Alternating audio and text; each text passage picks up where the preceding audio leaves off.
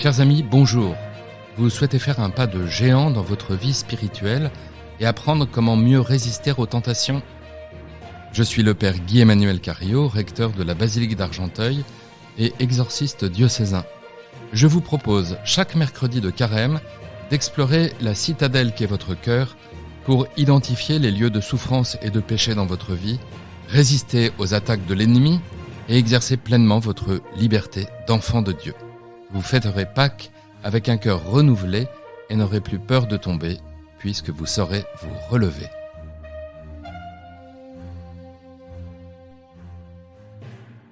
Chers amis, nous voici arrivés au 3e podcast de Carême portant sur le combat spirituel. Notre vie est comme un village entouré d'un haut mur sur lequel court un chemin de ronde. Ce village, c'est votre vie. À l'intérieur du village, plusieurs demeures. Quand elles sont attaquées, cela peut entraîner un effondrement de notre vie. C'est pour cela que le combat spirituel est nécessaire. Je vous invite à me suivre aujourd'hui dans le 4e lieu si important de notre village, la chambre.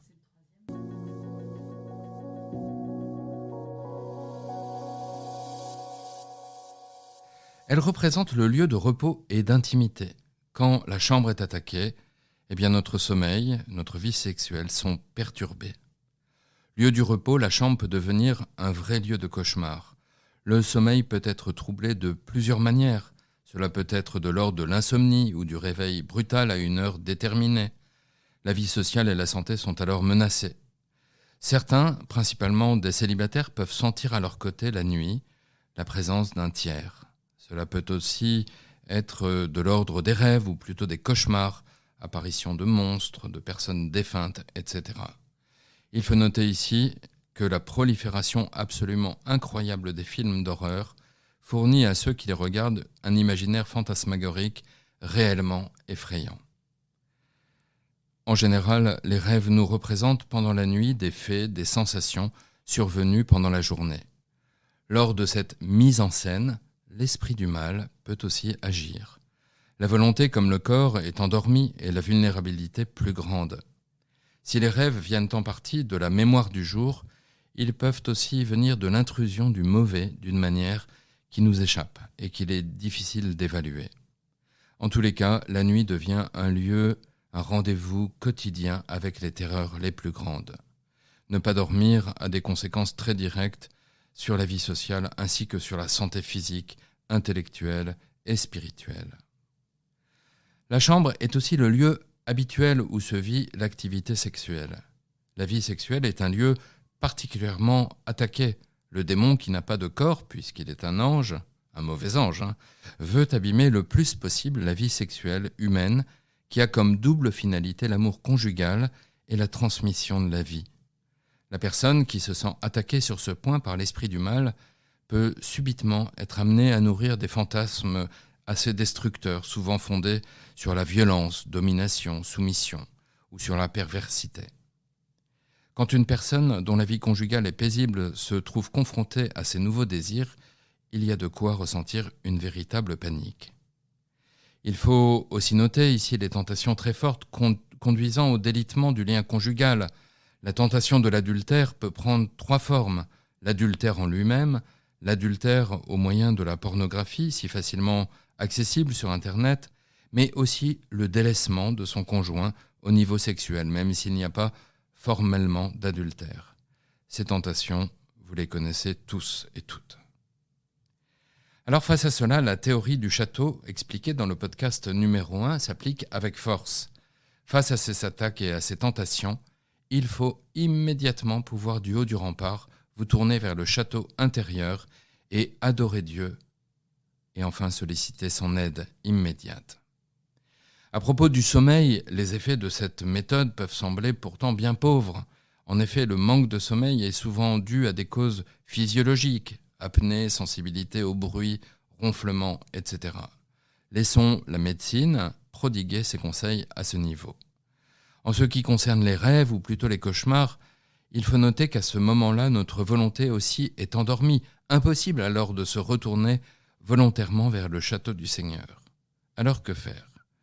On pourra, en se couchant, demander au Seigneur sa protection et se confier à la Vierge Marie.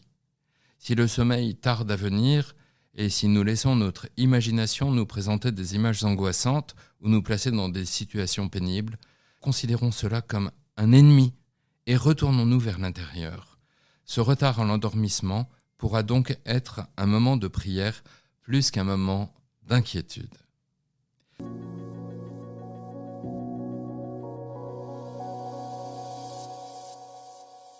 À propos des tentations sexuelles, ce sont les plus tenaces.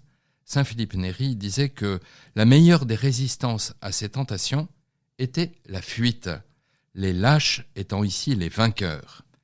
Si la tentation vous assaille, n'y résistez pas, mais fuyez-la. Saint José Maria Escrivá écrivait, lui, « Ne dialogue pas avec la tentation, laisse-moi te le redire, aie le courage de fuir et la force de ne pas jouer avec ta faiblesse en te demandant jusqu'où tu pourrais tenir. Tranche sans concession. » Effectivement, se croire ici assez fort face à ces tentations mène souvent à la défaite. On sait ce que ces échecs récurrents peuvent avoir comme conséquence sur nos vies: dépréciation de soi, mépris de la sexualité, déviance, etc. Comme pour toutes les autres attaques et tentations, la théorie du château peut être ici mise en place. Je vous donnerai ici un exemple assez fort d'un thème de méditation assez porteur pour se fortifier de l'intérieur face aux tentations de la chair, après avoir fait la méthode du château. Il s'agit du Christ qui dort.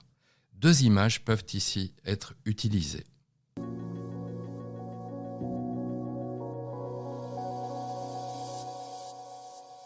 Tout d'abord, celle de l'enfant Jésus dormant dans les bras de la Sainte Vierge ou de Saint Joseph. On pourra aisément retrouver, je vous invite à le faire, dans l'histoire de l'art, des tableaux représentant cette si belle scène.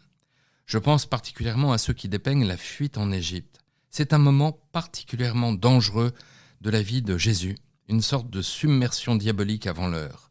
Tout est contre Jésus et le roi Hérode est comme le modèle de l'ennemi. Sa puissance semble totale et pourtant, la Sainte Famille, conduite par le Saint-Esprit, échappe à tout danger. L'enfant Jésus, lui, dort. La fuite en Égypte, événement objectivement dramatique, apparaît sur ces tableaux comme une sorte de promenade champêtre où l'enfant Jésus mange des petits raisins, cueille des fruits, dort contre sa mère ou alors écoute un ange violoniste lui donner un petit concert privé. Une seconde image nous vient du Christ qui dort pendant la tempête sur le lac. Embarqué avec ses disciples, Jésus dort tranquillement alors que la tempête se lève et menace l'embarcation. Les disciples le réveillent et l'appellent à l'aide. Jésus menace alors les éléments et le calme revient. La contemplation de Jésus dormant au milieu des dangers de ce monde est très féconde lorsque l'on se sent soi-même agressé par des ennemis qui sont plus forts que nous.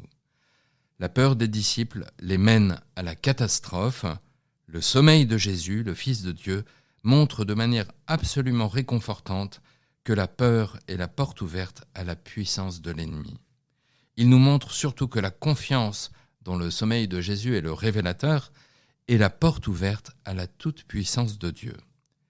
Face aux tentations d'ordre sexuel, la méditation de ces 2 images peut se montrer très efficace.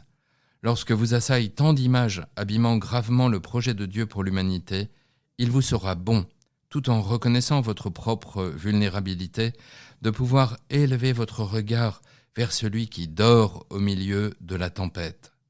Cette tempête qui vous agresse ne trouvera dans aucun de vos énervements une solution. Seule la confiance mène à la paix. L'humilité sera ici de rigueur, car la guérison d'une sexualité dévoyée peut prendre du temps. Ici comme ailleurs, chaque petite victoire aura un grand retentissement pour reprendre confiance en vous-même. Bon courage à tous et tournez-vous aussi fréquemment que possible pendant ce carême vers le château intérieur. Merci de m'avoir écouté. Si ce podcast vous a plu, n'hésitez pas à le partager autour de vous et à laisser un commentaire sur les plateformes d'écoute et les réseaux sociaux, les podcasts de FC, pour faire bénéficier de ce podcast à un maximum de personnes. Et pour fortifier encore plus la citadelle de votre cœur, n'hésitez pas à télécharger l'appli Conversio, élaborée par une équipe de laïcs et de prêtres missionnaires de la miséricorde divine Cette appli vous propose de vivre un carême édifiant, stimulant et fraternel grâce à une vidéo quotidienne sur l'évangile de Saint Jean, la possibilité de visualiser vos efforts d'ascèse et le soutien de toute la communauté de ses priants. Bon carême et à la semaine prochaine.